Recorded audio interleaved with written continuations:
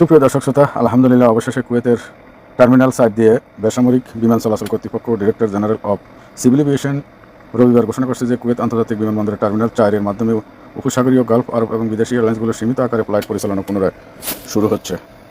Kuwait news agency কোনার মাধ্যমে প্রচারিত একটি বিবৃতিতে কর্তৃপক্ষ জানিয়েছেন এই সিদ্ধান্তটি একটি জাতীয় দায়িত্বকে প্রতিফলিত করে, যার উদ্দেশ্য হল যাত্রীদের সহায়তা করা, বিমান পরিষেবার ধারাবাহিকতা নিশ্চিত করা এবং নিয়মিত বেসামরিক বিমান চলাচল কার্যক্রম বজায় রাখা।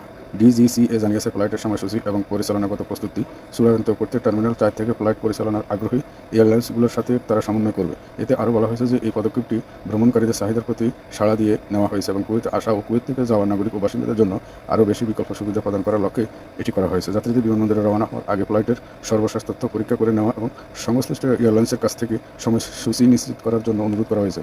কর্তৃপক্ষ আরও জোর দিয়ে বলেছে যে নিরাপত্তা, সুরক্ষা ও পরিচালনাগত দক্ষতার সর্বোচ্চ মান নিশ্চিত করতে তারা সংশ্লিষ্ট সংস্থাগুলোর সাথে নিবিড়ভাবে কাজ করছেন। পরিশেষে ডিজিসিএ কুয়েতের বিমান পরিবহন ব্যবস্থা জুড়ে সমস্ত নিরাপত্তা প্রটোকল সম্পূর্ণরূপে মেনে চলার পাশাপাশি অবিচ্ছিন্ন বিমান পরিষেবা প্রদানের প্রতি তাদের প্রতিশ্রুতি পূর্ণ ব্যক্ত করছেন। ইনশাআল্লাহ অচিরেই যা বিদেশি বিমান সংস্থা আছে কুয়েতের সাথে সমন্বয় করি টার্মিনাল সাইল দিয়ে এখন থেকে চলাচল আরম্ভ করবে। ইনশাআল্লাহ অনেক প্রতিফলনের অপেক্ষায় যারা যাত্রী আছেন, যাত্রীদের আনন্দ ভ্রমণ উপভোগ করার জন্য ইনশাআল্লাহ এখন থেকে শুরু হবে নিজের দেশের বিমান আসা যাওয়া। আল্লাহ হাফেজ। সকল কুয়েতের আইন কানুন অবশ্যই মেনে চলবে।